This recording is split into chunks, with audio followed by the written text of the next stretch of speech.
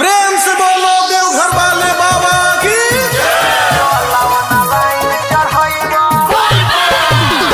आप सुन रहे हैं युवा स्टार म्यूजिक की शानदार प्रस्तुति। कंचन इब्राहिमपुर।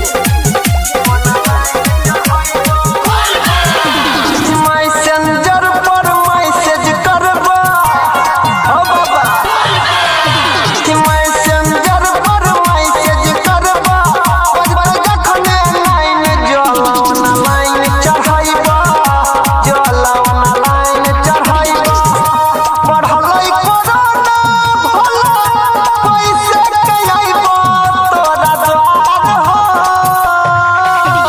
घरे में रही दर्शन होई जइबै रहबै हम फाइन जलावना लाइन चढ़ाइबा जलावना लाइन चढ़ाइबा।